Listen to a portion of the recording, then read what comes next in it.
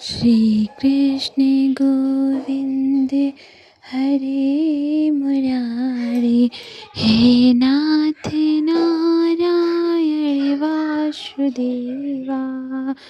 जय श्री कृष्णा। नमस्कार भक्तों, आज मैं आपके लिए लाई हूँ पुरुषोत्तम मास कथा अध्याय 10। जय श्री कृष्णा। नारद जी बोले, हे तपोनिधि परम क्रोधी दुर्वासा मुनि ने विचार करके उस कन्या से क्या उपदेश दिया सो आप मुझसे कहिए। सूत जी बोले, हे दुजो, नारद का वचन सुनकर समस्त प्राणियों का हित कर दुर्वासा का वचन बद्री नारायण बोले। श्री नारायण बोले, हे नारद, मेधावी ऋषि की कन्या के दुख को दूर करने के लिए दुर्वासा ऋषि ने जो कहा वह सुनो। दुर्वासा ऋषि बोले, हे सुंदरी, गुप्त से भी गुप्त उपाय मैं तुझसे कहता हूँ। यह विषय किसी से भी कहने योग्य नहीं है, तथापि तेरे लिए तो मैंने ये विचार ही लिया है। मैं विस्तार पूर्वक न कहकर तुझसे संक्षेप में कहता हूँ। हे शुभगे, इस मास से तीसरा मास जो आवेगा वह पुरुषोत्तम मास है। इस मास में तीर्थ में स्नान कर मनुष्य भ्रूण हत्या से छूट जाता है। हे सुंदरी, कार्तिक आदि 12 मासों में इस पुरुषोत्तम मास के बराबर कोई मास नहीं है। जितने मास तथा पक्ष और पर्व हैं वे सब पुरुषोत्तम मास की 16वीं कला के बराबर भी नहीं है। वेदोक्त साधन और जो परम पद प्राप्ति के साधन है वे भी इस मास की 16वीं कला के बराबर नहीं है। 12,000 वर्ष गंगा स्नान करने से जो फल मिलता है और सिंहस्थ गुरु में गोदावरी पर एक बार स्नान करने से जो फल मिलता है, हे सुंदरी, वही फल पुरुषोत्तम मास में किसी भी तीर्थ पर एक बार स्नान करने मात्र से ही मिल जाता है। हे बाले, यह मास श्री कृष्ण का अत्यंत प्यारा है और नाम से ही यह भगवान का स्मारक है। इस मास में पुरुषोत्तम भगवान की सेवा पूजा करने से समस्त कामनाएं सिद्ध होती हैं। अतः इस पुरुषोत्तम मास का तू शीघ्र व्रत कर। पुरुषोत्तम भगवान की तरह प्रसन्नता पूर्वक मैंने भी इस मास की सेवा की है। एक समय क्रोध में मैंने अम्बरीषि राजा को भस्म करने के लिए अर्धकृत्या भेजी थी। सो हे बाले, तब हरि ने जलता हुआ सुदर्शन चक्र मुझको ही भस्म करने के लिए उसी समय मेरे पास भेजा। तब पुरुषोत्तम मास के प्रभाव से ही वह चक्र हट गया। हे सुंदरी, वह चक्र त्रिलोक को भस्म करने का सामर्थ्य रखने वाला जब मेरे पास आकर खाली चला गया तब मुझे बड़ा विस्मय हुआ। इसलिए हे सुभगे, तो श्री पुरुषोत्तम मास का व्रत कर। इस प्रकार मुनि की कन्या को कहकर दुर्वासा ऋषि ने विराम लिया। श्री कृष्ण जी बोले, हे राजन, दुर्वासा का वचन सुन। भावों की प्रबलता के कारण असूया से प्रेरित वह कन्या मूर्खतावश दुर्वासा से बोली। बाला बोली, हे ब्रह्मन, हे मुनि, आपने जो कहा वह मुझे रुचता नहीं है। माघादि मास कैसे कुछ भी फल देने वाला नहीं है। कार्तिक मास कम है, ऐसे आप कैसे कहते हैं। सो कहिए, वैशाख मास सेवित हुआ क्या इच्छित कामों को नहीं देता है। सदाशिव आदि से लेकर सब देवता सेवा करने पर क्या फल नहीं देते हैं। अथवा पृथ्वी पर प्रत्यक्ष देव सूर्य और जगत की माता देवी क्या सब कामनाओं को देने वाली नहीं है। श्री गणेश क्या सेवा पाकर इच्छित वर नहीं देते हैं। वेदपात आदि योगों को और सर्व आदि देवताओं को भी सबको उल्लंघन करके पुरुषोत्तम मास की प्रशंसा करते क्या आपको लज्जा नहीं आती है। यह मास बड़ा मलिन और श्रम कामों में निंदित है। हे मुने, इस रवि की संक्रांति से रहित मास को आप श्रेष्ठ कैसे कह सकते हैं। सब दुखों को छुड़ाने वाले परम श्री हरि को मैं जानती हूँ। हे देव, दिन रात श्री हरि का चिंतन करती मैं जानकी पति राम और पार्वती पति शंकर के सिवाय और किसी को नहीं देखती हूँ। हे विपेंद्र, अन्य कोई भी देवता ऐसा नहीं है जो मेरे इस दुख को दूर करे। अतः हे मुनि, इन सब फलदाताओं को छोड़कर कैसे इस मनमास की स्तुति आप कर रहे हो। इस प्रकार ब्राह्मण कन्या का कहा हुआ सुनकर दुर्वासा मुनि शरीर से एकदम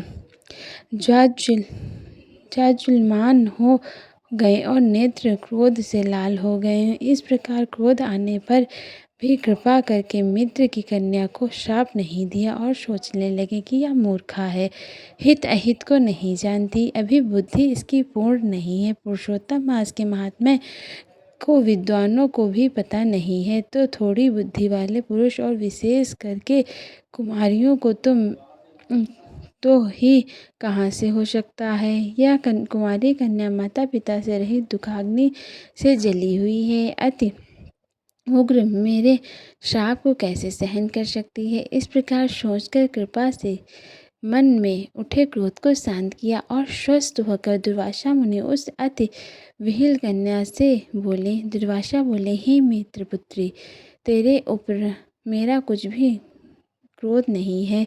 हे निर्भाग्य, जो तेरे तन में आवे वैसा ही कर। हे बाले, और कोई भविष्य कहता हूँ सुन। पुरुषोत्तम मास का जो तूने अनादर किया है उसका फल तुझे अवश्य मिलेगा, इस जन्म में मिले अथवा दूसरे जन्म में मिले।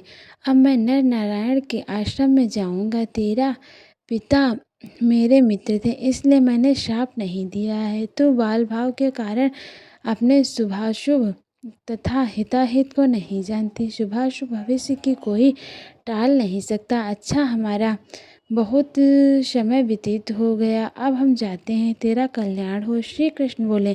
ऐसा कहकर महाक्रोधी दुर्वासा मुनि शीघ्र चले गए। दुर्वासा ऋषि की जाते ही पुरुषोत्तम की अपेक्षा करने के कारण कन्या निष्प्रभा हो गई। तदंतर बहुत देर तक कन्या ने सोच विचार कर यह निश्चय किया कि देवताओं के भी देवता तत्काल फल देने वाले पार्वती पति शिव की तप द्वारा आराधना करूंगी। हे नृप मेधावी ऋषि की कन्या ने मन से इस प्रकार निश्चय करके अपने आश्रम में ही रहकर भगवान शंकर के कठिन तप करने को तत्पर हो गई। सूत जी बोले, बहुत फलों के दाता लक्ष्मीपति को और वैसे ही सावित्री पति ब्रह्मा को छोड़कर एवं दुर्वासा के प्रबल वचन की निंदा कर वह ऋषि कन्या अपने आश्रम में ही अंधक को मारने वाले शंकर की सेवा के लिए तत्पर हो गई।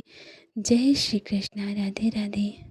श्री कृष्ण गोविंद हरे मुरारी, हे नाथ नारायण वासुदेवा।